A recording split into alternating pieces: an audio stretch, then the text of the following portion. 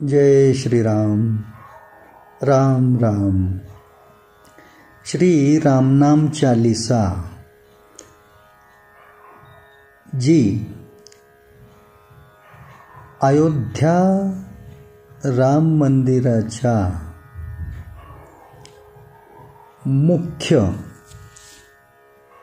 महासचिव या पदी विश्वस्तपदी असणाऱ्या श्री चंपतजी राय यांनी मोठ्या आनंदाने स्वीकार गौरव करून राम दरबारामध्ये अखंडित समयाकरता प्रस्थापित करण्यासाठी आनंदाने स्वीकारली. आता हा जो भाग आहे तो एक प्रकारे त्यांनी रामनामाचा आनंदाने स्वीकार केला. रामनाम महाराजांना त्यांनी आनंदाने स्वीकृत केले अशा आशयाचा भाग आहे. ही श्री रामनाम चालीसा श्री हनुमान द्वादश नामासहित जे काही महाराष्ट्र राज्यातील कोथरूड येथल्या श्री नवनाथ सत्वतीर्थ आणि आदिगुरु कैलासनाथ शिवमंदिरामार्फत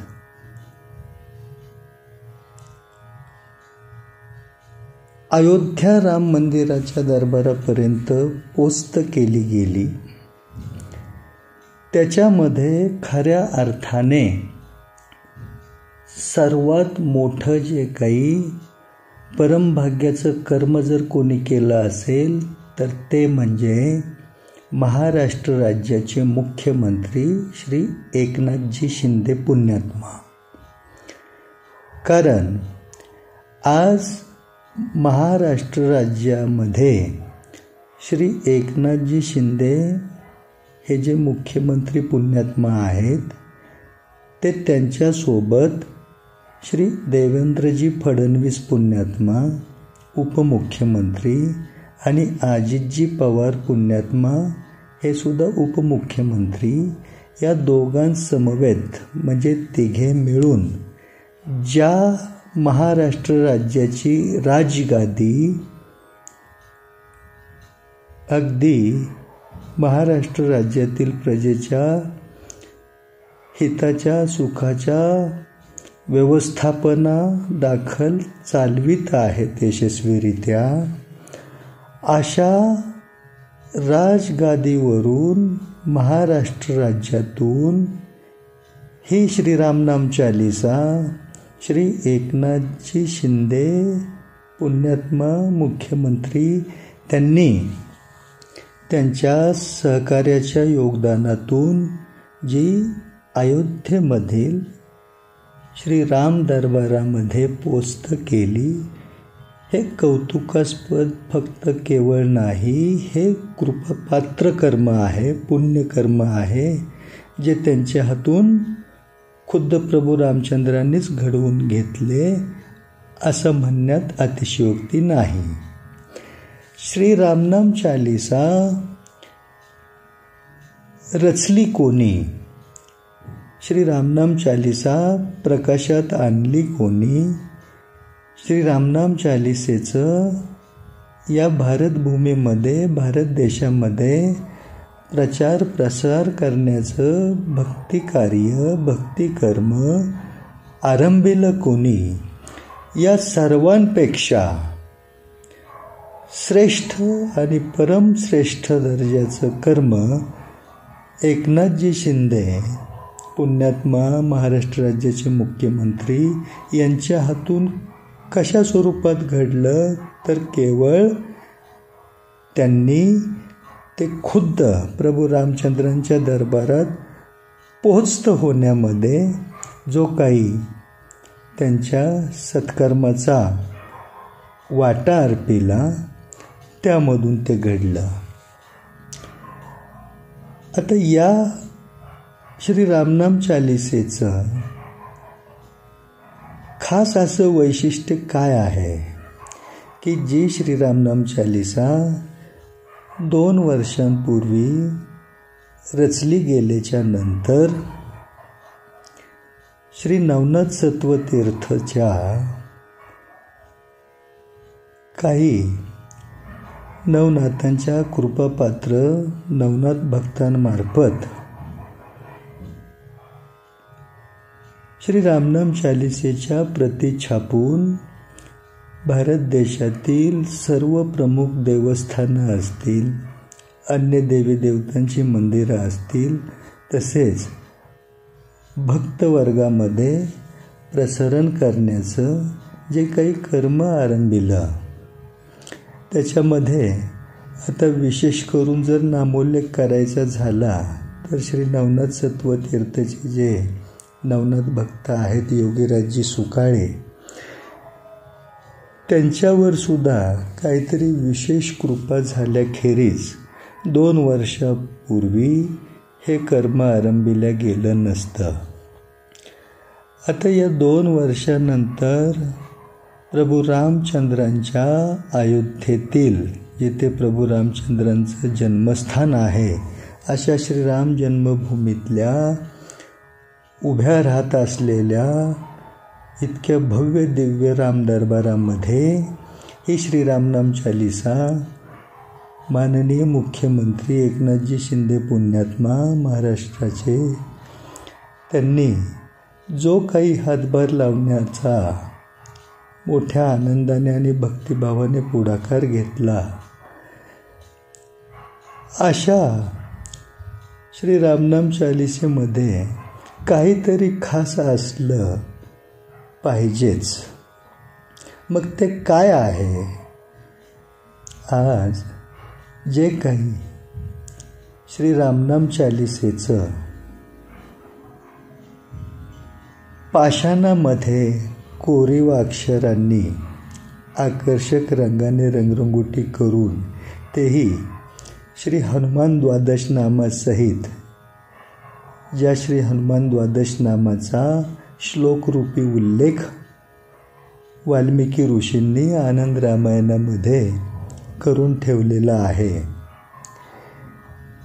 हे कोरीव कौशल्यानिशी जे काही वाजत गाजत मोठ्या थाटामाटात भक्तिभावाने अयोध्येतील श्रीराम दरबारामध्ये पोचत करण्याचं पुण्यकर्म केलं, असे विपुलजी गटलेवार असतील, विश्वजितजी बारवकर, विशालजी खर्डे, स्वामीजी टिंगरे, विशालजी गावडे, हे खरोखरीच विशेष कृपापात्र जीवात्मा म्हणावे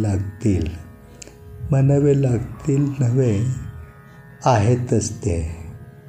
कारण त्याशिवाय त्यांच्या हातून इतकं भव्य दिव्य दैदिप्यमान कर्म घडणं अशक्य होतं. आता हीच श्रीरामनाम चालिसा अगदी घराघरात पोचत व्हावी, प्रत्येक भाविक भक्ताच्या अगदी दृष्टीपथात यावी, या अनुषंगाने जो काही आधुनिक तंत्रज्ञानाचा सुविधेचा वापर करून आटोकाट प्रयत्न करणारे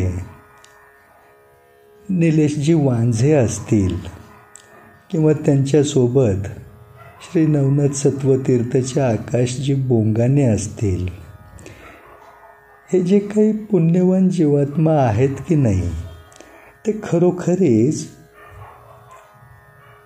श्री नवनाथांच्याच नव्हे तर प्रभू रामचंद्रांच्या, माता सीतेच्या, प्रभू रामचंद्र हनुमंतांच्या अगदी विशेष कृपेस पात्र आहेत. आता ही जी श्री रामनाम चालिसा आहे, या श्री रामनाम चालिसेच्या पठनाने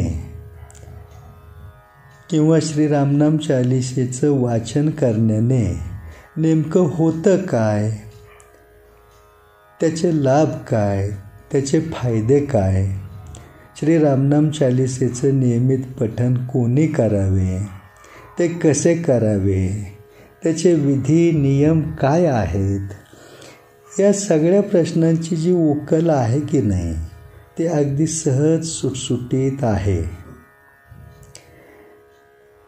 काय आहे, भक्तांमध्ये सुद्धा प्रकार आहेत. मग ते आस्तिक वर्गाचं म्हणूयात, नास्तिक वर्गाचं भक्ताचं स्वरूप म्हणूयात, सज्जन, दुर्जन, ज्ञानी, अज्ञानी, कुठल्याही प्रकारचा जीवात्मा असू देत, तो श्री रामनाम चालीसेचं पठन करू शकतो, नियमित वाचन करू शकतो. कुठल्याही प्रकारचं बंधन त्याला नाही. या सबंध भूलोकामधील कोणीही स्त्री, पुरुष, किन्नर, बालकापासून वृद्धापर्यंत कोणीही श्री रामनाम चालीसेचं पठन करू शकतात. आता या श्रीरामनाम चालीसेचं पठन करण्यासाठी, श्रीरामनाम चालीसा वाचण्यासाठी जे काही नियम आहेत, जे काही विधी आहेत, ते कुठल्याही प्रकारचे नाहीत असं मनामध्ये कोरून ठेवा. कारण कुठल्याही प्रकारची जर उपासना करायची झाली, समजा एखाद्या देवी देवतेचं स्तोत्र पठन करायचं असू देत, एखाद्या मंत्राचा जप करायचा असू देत, मग त्याच्यासाठी सोहळ्याचे काही नियम असतील, शुचिर्भूतपणाचे काही नियम असतील, खाली बसण्यासाठी आसन विशिष्ट प्रकारचं लागेल, हे सर्व त्याच्याशी निगडीत येणारे होम हवन असतील किंवा त्या संबंधित आहारप्रित्यर्थ काही पथ्य असतील, नियम असतील, तसं श्री रामनाम चालीसेच्या वाचनाच्या पठणाच्या बाबतीत तीळ मात्र नाही. तीळ मात्र कुठल्याही प्रकारचं बंधन नाही. अगदी जाती, धर्म, पंथ याचं सुद्धा बंधन श्री रामनाम चालीसेचं पठन करण्यासाठी नाही. आता हे एवढं सहज सुलभ श्री रामनाम चालीसेच्या बाबतीत जे काही आकर्षक वलय आहे, ते सहज सुलभ असल्यामुळे अकारण कोणी त्याला क्लिष्ट स्वरूप करण्याची आवश्यकता नाही.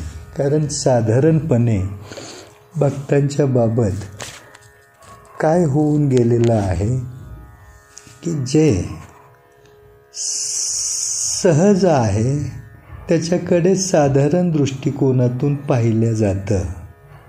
समजा एखाद्या विशिष्ट इच्छापूर्तीसाठी किंवा सौख्यासाठी किंवा विशिष्ट उद्दिष्टापूर्तीसाठी जर कुठला क्लिष्ट स्वरूपाचा विधी करावा लागत असेल, होम हवन करावं लागत असेल, काही नियमबंधनांसहित जर काही उपासना करावी लागत असेल, तर त्याच्यामध्ये काहीतरी खास आहे आणि त्यामार्फत काहीतरी चटकन खास मिळेल किंवा मिळतं अशी धारणा होऊन बसलेली आहे. पण हा जो भ्रम आहे की नाही, तो दूर झाला पाहिजे, दूर होणं गरजेचं आहे. कारण या कलियुगामध्ये आता जन्म घेऊन आयुर्मान व्यतीत करणाऱ्यांनी एक बाब कायमस्वरूपी स्मरणात ठेवली पाहिजे. ती म्हणजे अशी की सतयुगामध्ये ध्यान म्हणजे ध्यानधारणेतून कुठल्याही प्रकारची इच्छापूर्ती, अगदी भगवत प्राप्तीसुद्धा केली जात होती. पुढे त्रेतायुगामध्ये यज्ञ करून, विशिष्ट प्रकारचे यज्ञ करून हे सगळं साधलं जात होतं. त्यापुढे द्वापर युगामध्ये दान, धर्म, पूजा, अर्चना अशा माध्यमातून जे काही साधायचं ते साधता येत होतं. पण ते आधीच्या 3 युगांमधून ज्या माध्यमातून जे साधलं जायचं त्याहून हे कलियुग अगदी भिन्न आहे. जे इथून मागच्या 3 युगांमध्ये करणं शक्य होत होतं ते कलियुगामध्ये इतक्या सहजासहजी नव्हे, जवळजवळ ते हातून यशस्वी होणंच कठीण आहे. त्यामुळे कलियुगामध्ये सर्व काही साध्य होण्याच्या अनुषंगाने भगवंताने त्याचं सर्व शक्ती सामर्थ्य त्याच्या नामामध्ये सोडून दिलं थोडक्यात. आता कलियुग केवळ नाम आधारा हे जे काही तुलसीदास गोस्वामींनी सांगितलं ते सुद्धा मनावर कोरून ठेवलं आहे. कोणी विशेष भक्तांनी तसंच इतरांनी ते कोरून ठेवणं गरजेचं आहे. कारण खरोखरीच कलियुगामध्ये भगवंताचा फक्त नामावतार आहे. फक्त नामावतार म्हणजे नाम म्हणजेच भगवंत असं सहज सोपं स्मरणात ठेवणं गरजेचं आहे. मग भगवंत त्याच्या रूपात आता कलियुगामध्ये नाही, नामावतारात आहे. मग हे जे नाम आहे त्या नामाचं रूप काय, तर नाम म्हणजे अक्षर रूपात आलं. अक्षर रूपात राम, राम ही नामातली 2 अक्षर राम. मग जर अक्षर रूपामध्येच आता भगवंत आहे, थोडक्यात अक्षर रूपी परब्रह्म. मग हे जे अक्षर रूप आहे ते थोडक्यात श्री रामनाम चालीसा अगदी विराट रूपात दर्शविते. म्हणजे श्री रामनाम चालीसा ही रामनामाचं विराट रूप दाखवून रामनामाच्या विराट रूपाचं दर्शन करवून देते. हे श्री रामनाम चालीसेचं एकदा पठण केलं तरी सहजपणे ध्यानात येतं. अगदी सहज सुलभ पठण करण्यासाठी जी श्री रामनाम चालीसा रचली गेली ती सुद्धा सहज सोप्या, म्हणजे अगदी तुलसीदास गोस्वामींनी श्री हनुमान चालीसा रचना करते वेळी ज्या भाषा शैलीमध्ये ती रचना केली अगदी त्याच स्वरूपाच्या सहज सुलभ भाषा शैलीमध्ये ही श्री रामनाम चालीसा आहे. त्यामुळे पठण करायला वाचायला अगदी सहजता श्री रामनाम चालीसा भक्तांना देते.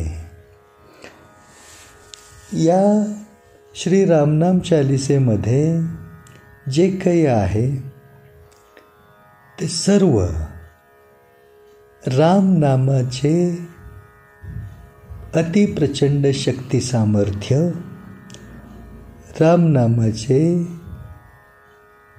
अगदी अनंत जन्मात सुद्धा शब्दात वर्णन होऊ शकणार नाही असे महात्म्य अगदी सहजतेने प्रगट होते. मग अशी श्री रामनाम चालीसा जी रामनामाचं विराट रूपात दर्शन देते ती एकदा जरी वाचली गेली की नाही, अगदी त्या क्षणापासून रामनाम जिभेला चिकटल्याखेरीज राहत नाही.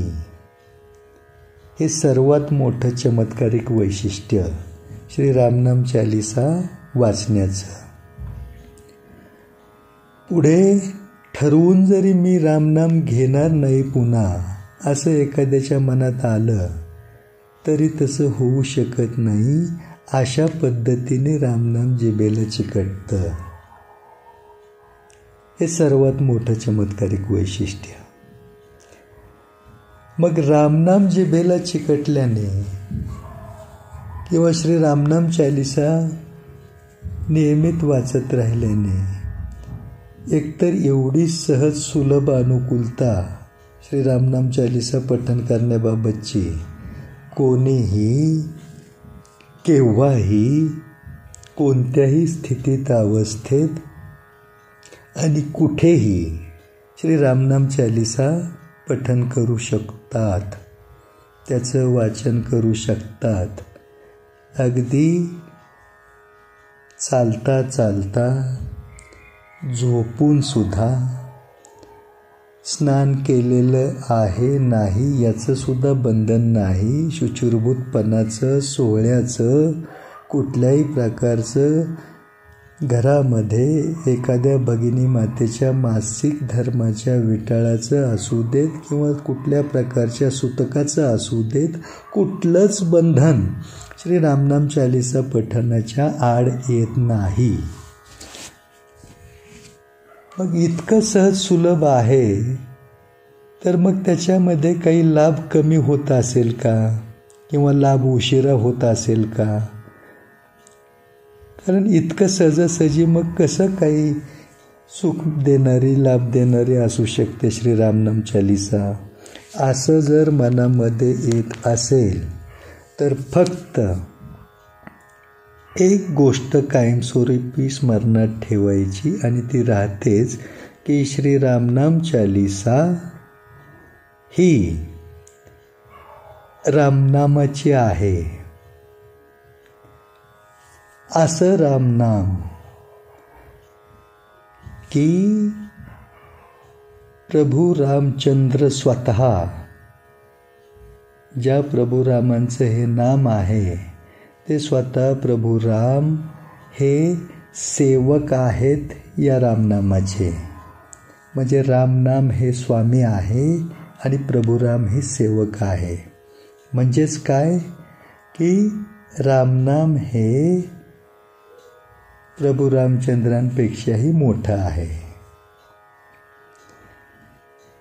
आता हे मोठं जे आहे की नाही नाम, त्यावरून ज्यावेळी सीता मातेला यशस्वीरित्या सुखरूपपणे प्रभू राम अयोध्येमध्ये घेऊन आले तेव्हा राम दरबार भरवण्यात आला. राम दरबार भरवण्यात आला आणि तो विशिष्ट मुद्द्याला धरून राम दरबार भरवला गेला. त्या राम दरबारामध्ये खुद्द सिंहासनावर तर प्रभू राम होतेच, पण त्या राम दरबारामध्ये मोठमोठ्या ऋषींना, तपस्वींना, विद्वानांना, पंडितांना आमंत्रित केलं गेलं होतं. अगदी प्रभू रामचंद्रांचे गुरु विश्वामित्र, विश्वामित्र म्हणजे प्रभू रामांचे साधेसुधे गुरु नव्हेत, ज्यांनी स्वतःच्या तपोबलाच्या सामर्थ्यावर स्वतंत्र स्वर्गलोकाची निर्मिती केली, असे प्रभू रामांचे गुरु विश्वामित्र, त्यांना सुद्धा आमंत्रित केलं गेलं होतं. आणि मुद्दा काय होता की प्रभू राम मोठे की त्यांचं नाम मोठं. मग या मुद्द्याला धरून राम दरबारात चर्चा चालू असताना प्रभू रामचंद्रांनाही विचारलं गेलं की प्रभू तुम्हाला काय वाटतं की तुमच्यापेक्षा तुमचं नाम मोठं आहे का तुम्ही मोठे आहात? मग प्रभू रामांनी सांगितलं की याबाबत मी कसं काय बोलणार? हे सगळं आता तुम्हीच तुमच्या सगळ्या ज्ञानाच्या बाजूतून जे काही निष्कर्ष प्रत्यर्थ समोर येईल त्यानुसारच सिद्ध होईल. मग सर्वांनी चर्चा करून सर्वांच्या संगनमताने एक निष्कर्ष असा निघाला की रामनामापेक्षा प्रभू रामच मोठे आहेत. कारण शेवटी ज्यांचं हे नाम आहे तेच मोठे असणार आणि तेच मोठे असू शकतात असा निष्कर्ष निघाला. याची चुणूक जेव्हा नारद मुनींना लागली की नाही, नारद मुनींनी काय केलं, बजरंगबलींना गाठलं आणि म्हटले, हनुमान तुम्ही रामदरबारात जाणार नाही का? ज्या मुद्द्याला धरून चर्चा चालणार आहे, रामदरबार भरवण्यात आलेला आहे. बजरंगबलींनी सांगितलं, नाही त्याच दिशेने चाललो आहे, तिकडेच निघालो आहे, मला थोडासा उशीर झाला आहे. मग नारद मुनींनी काय केलं, बजरंगबलींना सांगितलं, फक्त तिथं गेल्यानंतर एक करायचं, मी सांगतो म्हणून करायचं, त्याच्या मागे जरा खास नियोजन आहे किंवा खास प्रयोजन आहे. त्यामुळे तिथे गेल्याच्या नंतर तुम्ही सर्वांना प्रणाम करायचा, फक्त विश्वामित्रांना तुम्ही प्रणाम करायचा नाही. आणि त्यानुसार बजरंगबलींनी रामदरबारामध्ये आल्याच्या नंतर सर्वांना प्रणाम केला, विश्वामित्रांना प्रणाम केला नाही. आणि तेव्हा मात्र क्रोध अनावर झाला विश्वामित्रांना. क्रोध अनावर झाला त्याचं कारण असं, एक तर प्रभू रामचंद्रांचे गुरु आहेत ते हे त्यांना ठाऊक होतं. मग साधं नमनसुद्धा केलं नाही बजरंगबलींनी. त्यामुळे प्रचंड क्रोध येऊन प्रभू रामचंद्रांना आज्ञा केली विश्वामित्रांनी की उद्याला सूर्योदयापासून सूर्यास्तापर्यंत हा जो कालखंड आहे त्यामध्ये या हनुमानाचा, या बजरंगबलीचा तुम्ही अंत करायचा आणि तो अंत झालाच पाहिजे माझ्या डोळ्यात देखत, ही माझी आज्ञा आहे, ही गुरु आज्ञा आहे. मग मात्र प्रभू रामचंद्रांना आतून अंतर्मनातून वाईट वाटलं, तसं करण्याची इच्छा मनात येईना. पण गुरु आज्ञा काही झालं तरी पाळली गेलीच पाहिजे या नियमानुसार त्यांनी तयारी दर्शवली. आता मग मात्र हे बजरंगबली मनामध्ये विचार करू लागले की मग आता उद्या नेमकं करायचं काय आणि कसं. आता उद्याला माझे स्वामीच स्वतः माझा अंत करणार आहेत, मग आता नेमकं काय करायचं.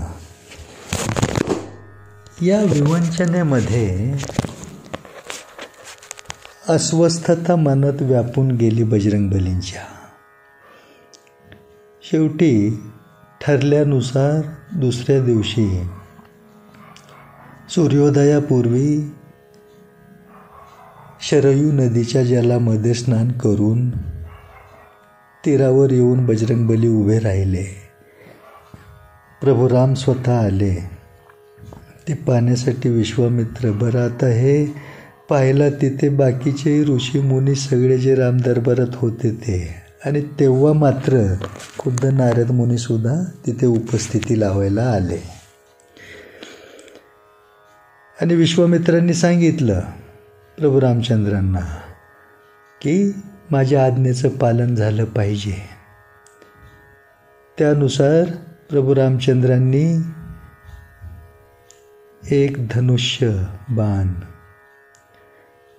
धनुष्यामध्ये चढवून बजरंगबलींच्या दिशेने सोडण्याची स्थिती घेतली. पण बजरंगबलींनी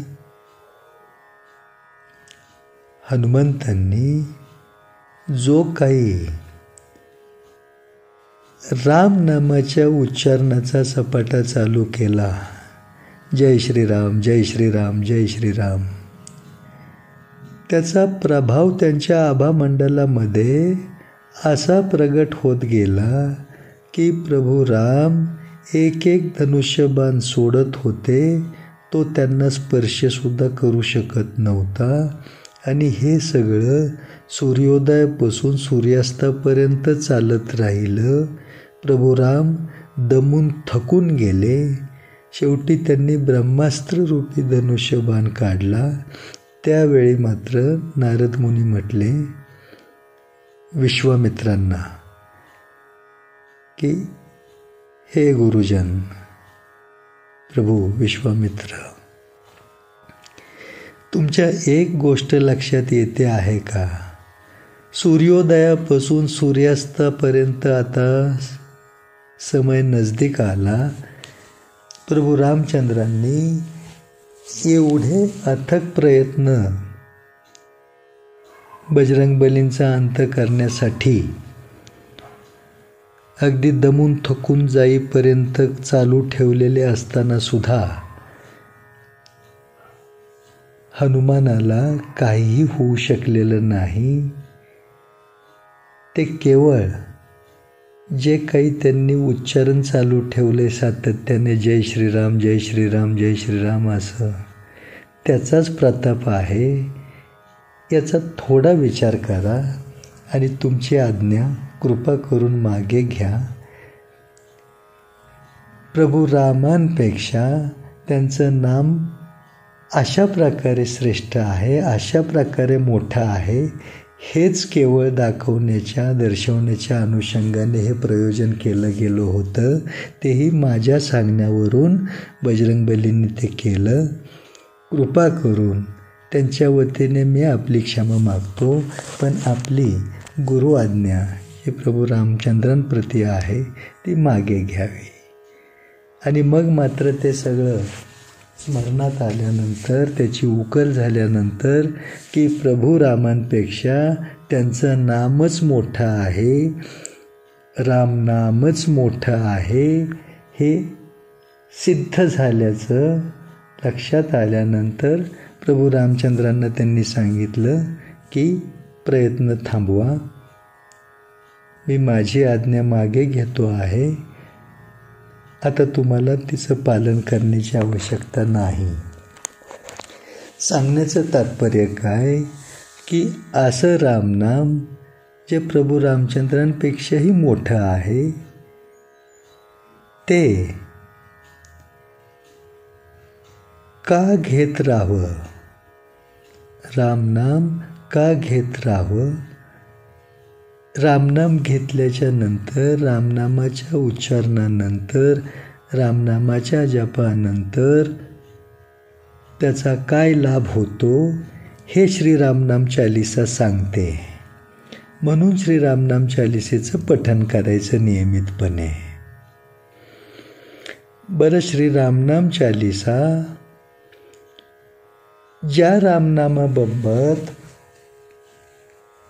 ज्या रामनामाचं विराट रूप दाखवून पठण करणाऱ्याच्या, वाचन करणाऱ्याच्या जिभेला रामनाम चिकटवून टाकते, त्या रामनामाचे फायदे आणि लाभ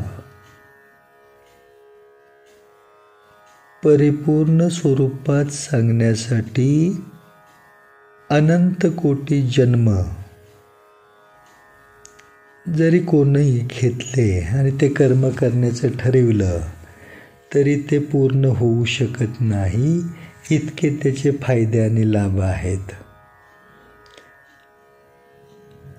काय आहे, ज्यावेळी या भारत देशाची पूर्ण लोकसंख्या ही साधारणपणे 3.5 कोटीच्या घरात होती, त्या कालखंडात जे काही संत कबीरदासांनी कार्य केलं ते कार्य असं होतं, ज्या भारत देशाची सबंध लोकसंख्या 3.5 कोटीच्या घरात होती त्यातल्या अर्ध्यापेक्षा जास्त लोकांपर्यंत रामनामाचा उपदेश त्यांनी त्यांच्या अवतार कालखंडात सातत्याने केला. ही खूप विशेष बाब आहे, ही थोडी विचाराधीन घ्या. बरं, कोण संत कबीरदास? त्यांचाच तो रामनामाचा वारसा पुढे गुरु नानक सिंग, गुरु नानक साहेबजींनी चालू ठेवला. कोण संत कबीरदास की ज्यांच्या घरी प्रभू श्रीराम अनेक वेळा भेटीसाठी आले. आता या संत कबीरदासांना रामनामाचा उपदेश हवा होता, तोही गुरूंकडून. बरं, गुरु कोण? तर स्वामी रामानंदजी महाराज. पण स्वामी रामानंदजी महाराज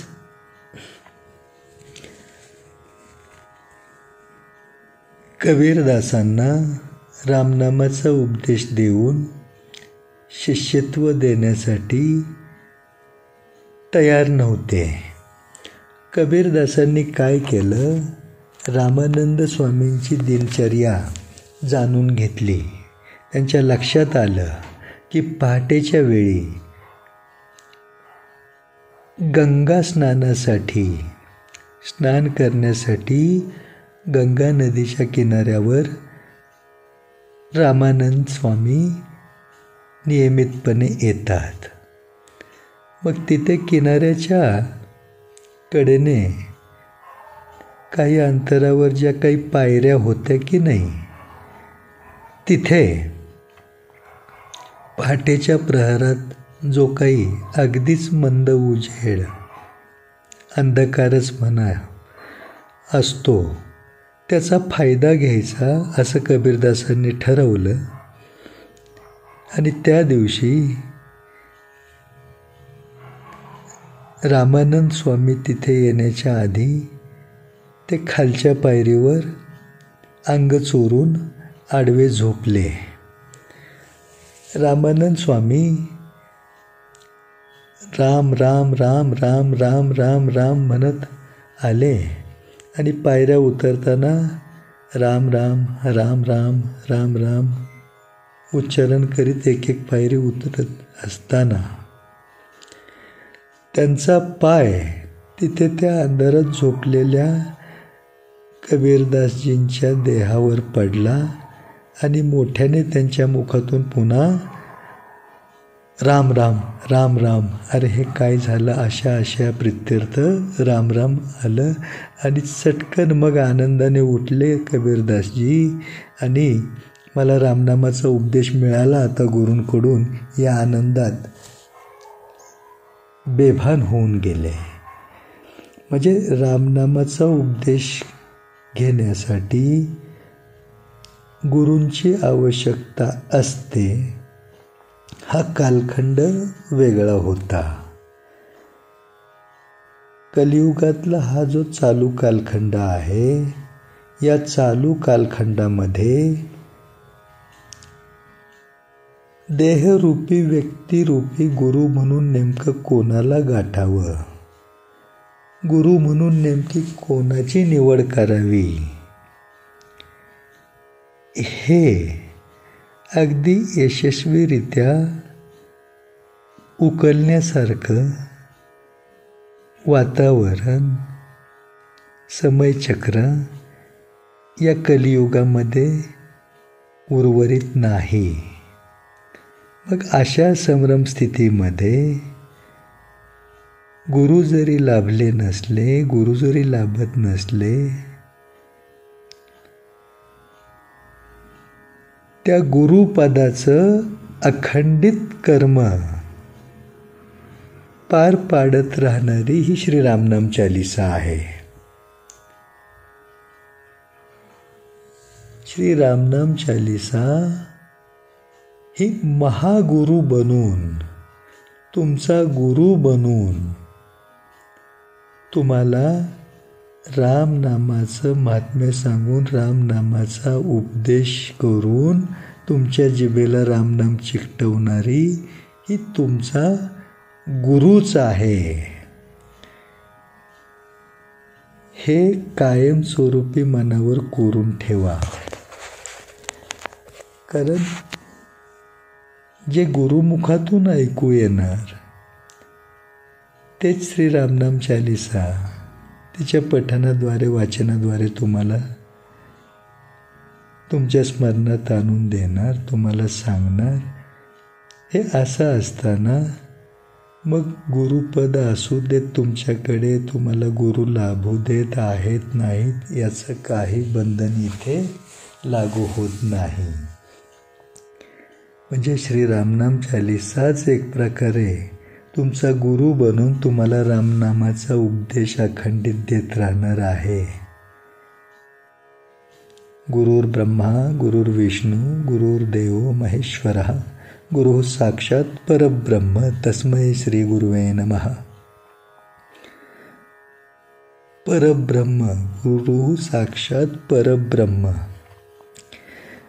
मग आता या कलियुगामध्ये अक्षर रूप हेच परब्रह्म आहे की नाही? कारण भगवंतच नामावतारात आहेत. नाम हे अक्षर रूपात आहे. राम या 2 अक्षरात, या 2 अक्षर रूपात. मग ते अक्षर रूपच जर परब्रह्म असेल तर मग दुसरं उरलं काय हे स्मरणात ठेवायचं.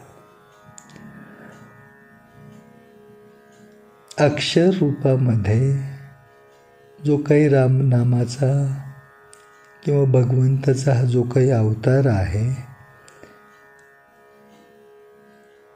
त्याला अनुसरून जर मनामध्ये असा प्रश्न निर्माण झाला की जर भगवंताचं नामच घ्यायचंय तर मग ते रामनामच का घ्यायचं,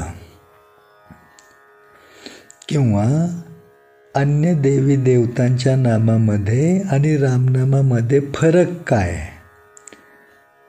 कोणी शिवभक्त असेल ते शिव शिव शिव असं शिवनामाचा जप करतील. कोणी कृष्ण भक्त असेल कृष्ण कृष्ण कृष्ण या कृष्ण नामाचा जप करतील. असं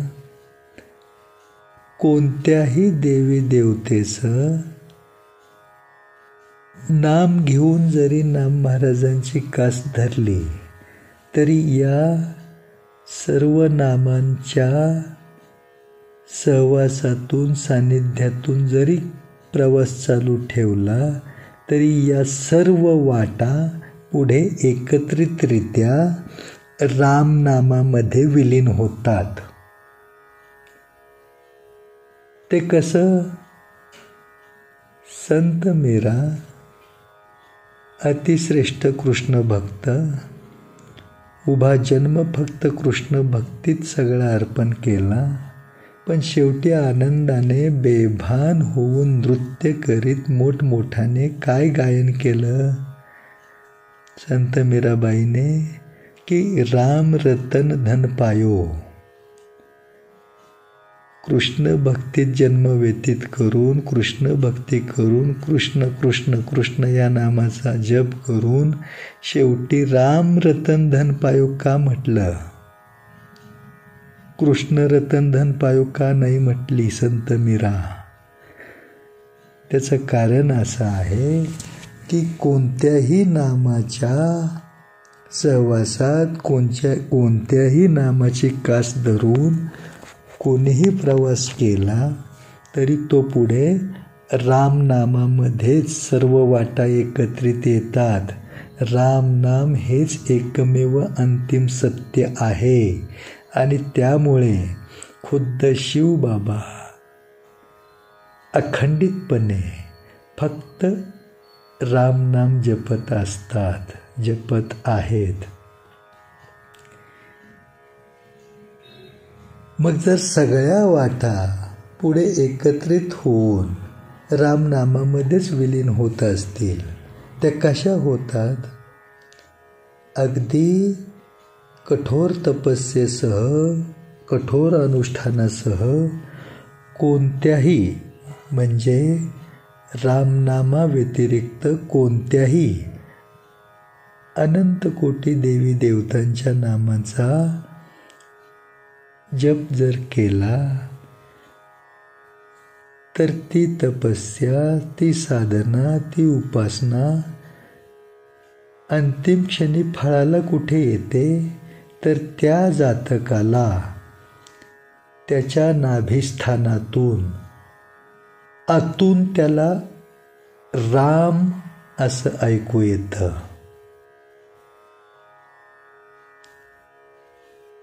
साधना फळाला आल्याच्या नंतर त्या साधकाला त्याच्या नाभिस्थानातून आतून राम ऐकू येतं.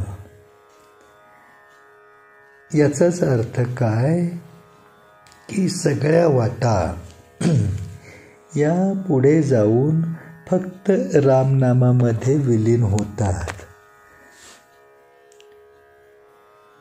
मग कोणत्याही प्रिय असलेल्या वाटेने जाऊ देत,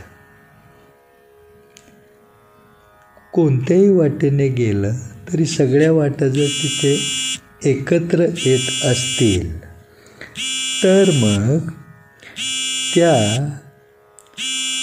मुख्य वाटेने थेट का जाऊ नये हे श्रीरामनाम चालीसा सविस्तरपणे, खुलासेवारपणे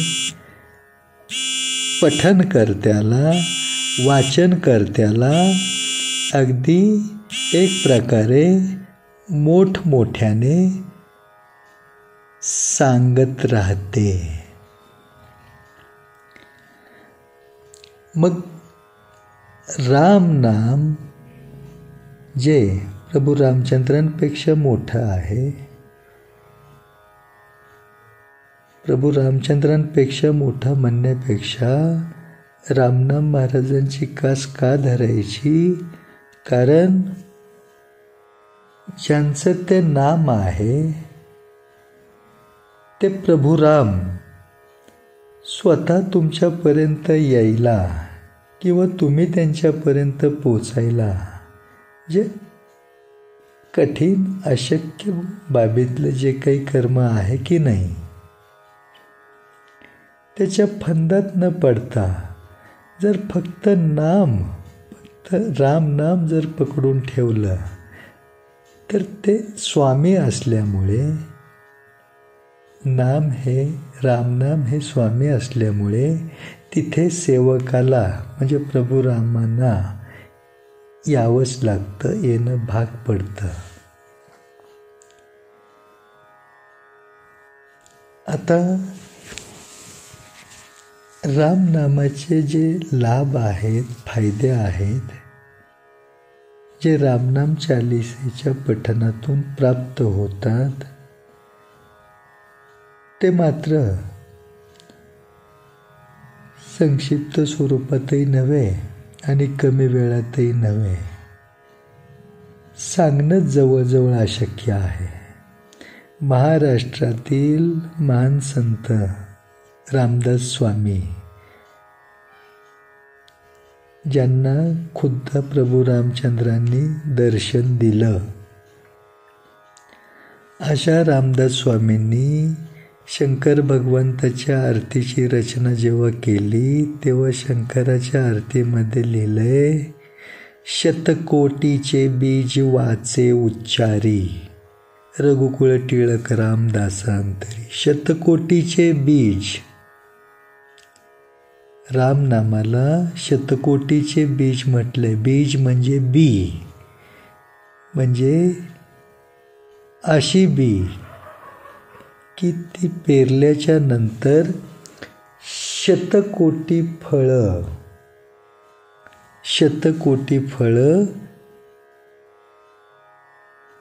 लगडतात, शतकोटी फळं प्राप्त होतात.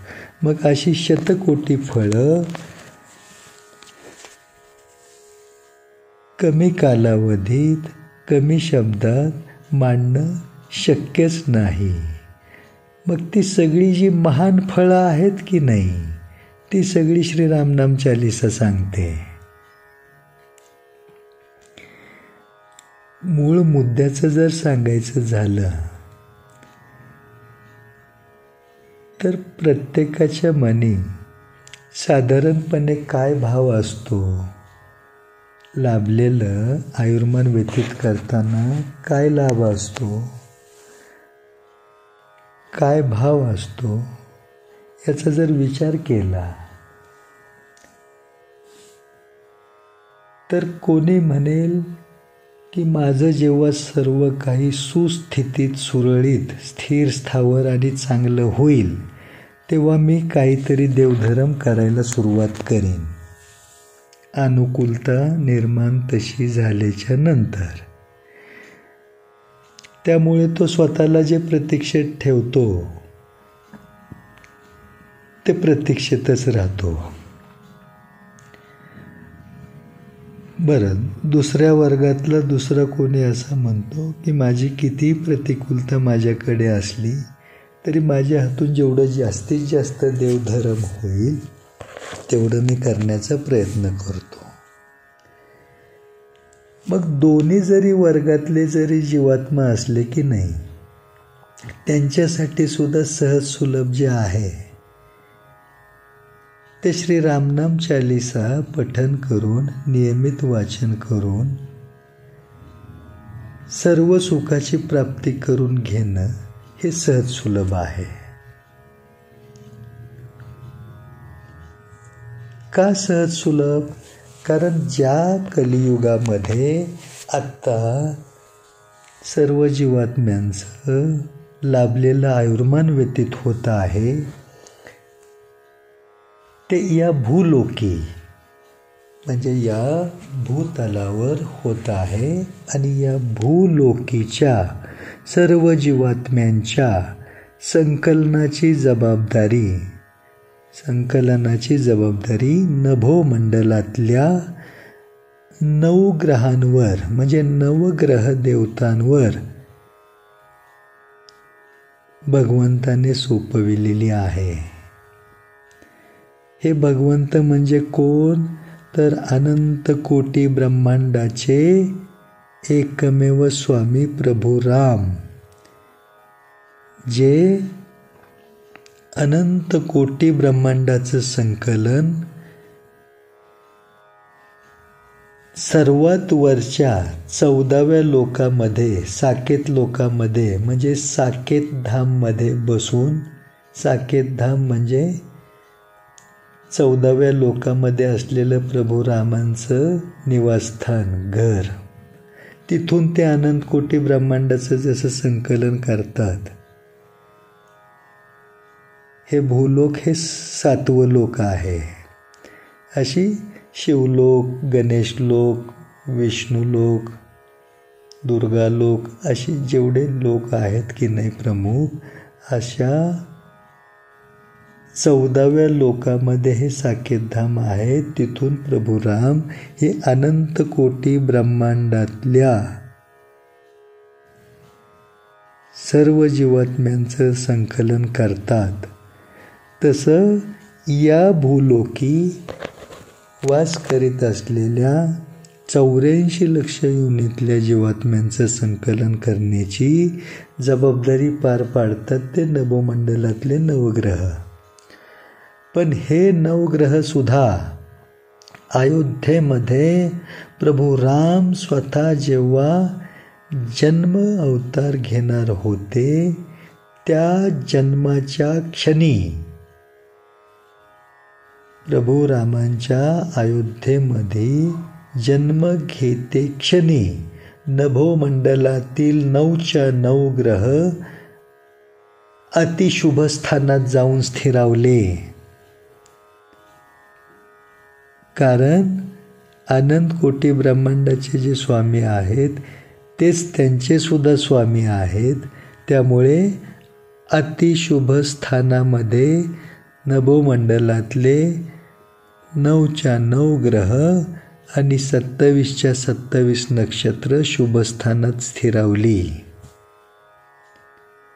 मग हे नभोमंडलातले 9 ग्रह आणि 27 नक्षत्र ज्या प्रभू रामांच्या जन्माच्या क्षणी अशा प्रकारे मान पोस्त करतात, ज्यांच्याकडे प्रभू रामांकडूनच शक्ती आलेली आहे, असे 9 ग्रह, अशी 27 नक्षत्र राम नाम घेणाऱ्यावर प्रसन्न कृपादृष्टी ठेवतात. हे मनावर कोरून ठेवायचं. मग त्यांची 9च्या 9 ग्रहांची 27 नक्षत्रांची जर तुम्हाला प्रसन्न कृपादृष्टी लाभत राहिली तर त्यांची पीडा होण्याचं कारणच कुठे उरत नाही. पण त्यासाठी काय करावं लागतं आहे की प्रभू रामांचेही जे स्वामी आहेत ते म्हणजे रामनाम,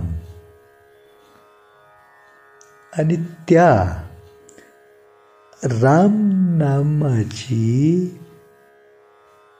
गुरु बनून, तुमचा गुरु बनून सगळी महती तुम्हाला उपदेशातून देणारी श्री रामनाम चालीसा नियमितपणे पठन करावी लागेल, नियमितपणे वाचावी लागेल.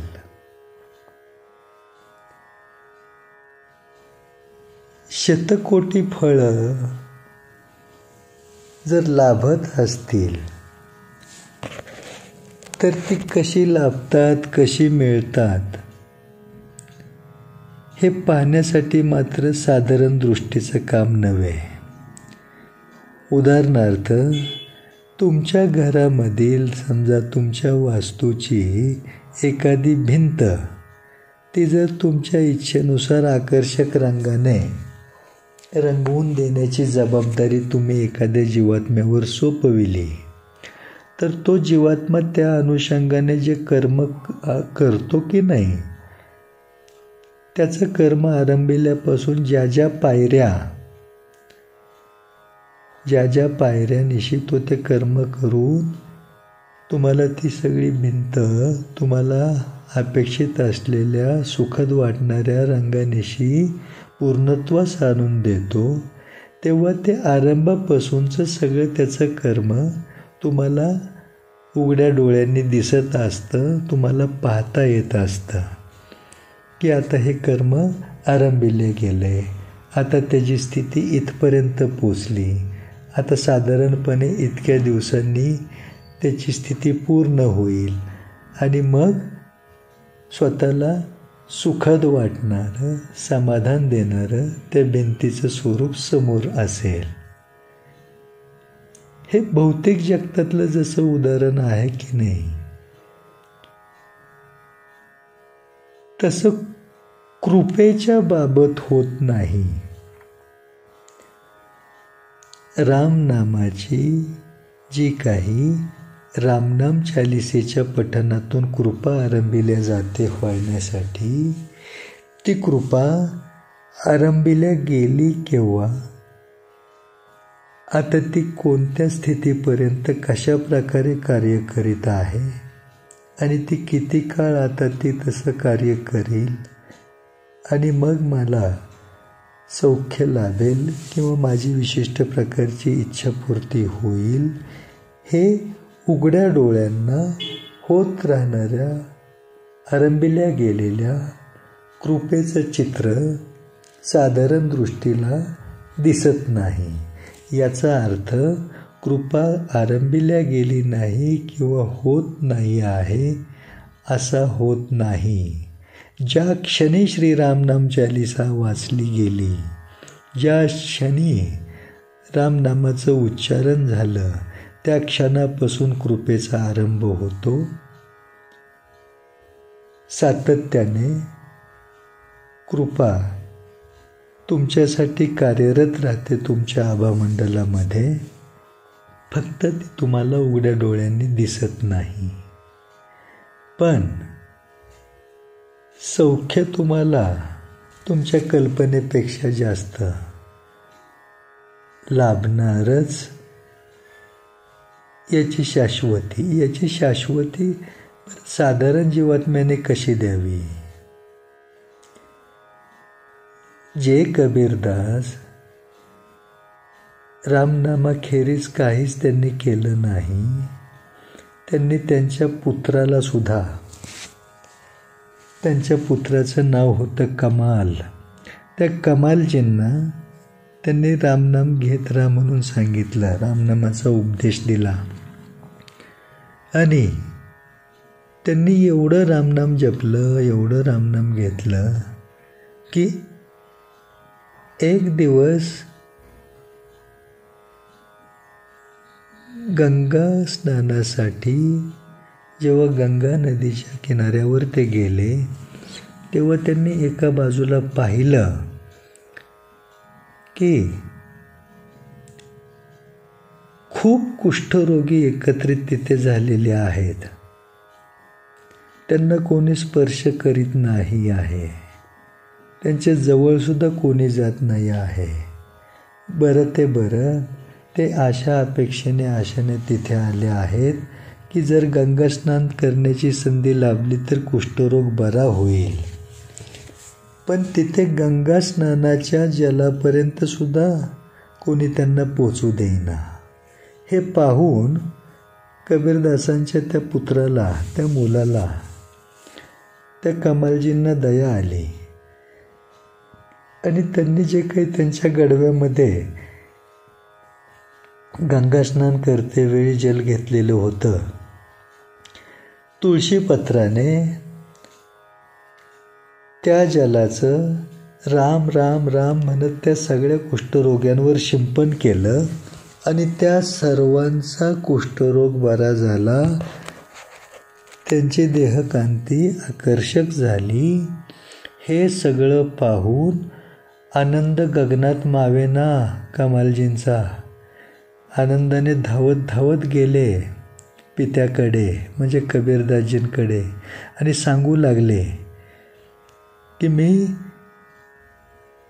रामनामाची शक्ती प्राप्त केली आहे. मी राम राम म्हणून फक्त जलशिंपन केलं तर जवळजवळ 150 ते 200 असे कुष्ठरोगी जे होते ते सगळे बरे केले मी. कबीरदासांनी मिश्किल हसत सांगितलं, अरे एवढ्या साधारण क्षुल्लक कामासाठी तू एवढं रामनाम वापरलंस. बरं असो, आता उद्याला गेलास की जिथे तू स्नान करतोस त्याच किनाऱ्याहून काही फरलांग थोडं पुढे सरळ चालत जा. तिथे तुला सूरदास नावाचे एक भक्त दिसतील, त्यांना जरा भेटून ये. मग दुसऱ्या दिवशी कबीरदासजींच्या त्या पुत्राने, कमालने तसंच केलं. कमालजी स्नान करून तसेच वडिलांनी सांगितल्यानुसार तो किनारा पकडून काही फरलांग पुढे चालत गेले तर तिथे सूरदास होते. बरं, ते सूरदास गंगा नदीच्या जलामध्ये किनाऱ्याला उभे होते. त्यावेळी तिथून त्या जलातून जळालेलं प्रेत, अर्धवट जळालेलं प्रेत कोणीतरी जलात सोडून दिलेलं वाहत चाललेलं होतं. त्यांच्या जवळून त्या जलातून ते जे काही प्रेत वाहत चाललेलं होतं की नाही, त्या प्रेताला जलातून बाहेर काढण्याच्या अनुषंगाने फक्त त्या प्रेताचा अर्धवट जळालेला तो हाताचा भाग सूरदासजींनी हातात पकडला आणि फक्त रा म्हटलं. राम या नामातलं फक्त रा हे अक्षर उच्चारलं तर त्या अर्धवट जळालेल्या अवस्थेतल्या त्या वाहत जाणाऱ्या प्रेताचं जिवंत देहामध्ये रूपांतर झालं आणि तो जिवंत देहरूपी जीवात्मा किनाऱ्याला सूरदासजींनी चालत आणला. हे जेव्हा उघड्या डोळ्यांनी पाहिलं की नाही कमालजींनी, तेव्हा म्हटले की राम नामाचं खरं शक्ती सामर्थ्य नेमकं कोणत्या मर्यादेपर्यंत आहे याची उकल होणे नाही या जन्मी. राम पूर्ण उच्चारण झालंच नाही, फक्त रा म्हणेपर्यंत हा चमत्कार त्यांनी पाहिला. हे सगळे जे काही चमत्कार आहेत, किंबहुना आत्ता भौतिक जगतामध्ये, भौतिक जीवनात एखाद्या अंत्ययात्रेच्या वेळीसुद्धा राम नाम सत्य है, राम नाम सत्य हैचा जो तुम्ही जयघोष ऐकता की नाही, तिथे दुसऱ्या अन्य कोणत्याही देवी देवतेच्या नामाचं उच्चारण का होत नाही?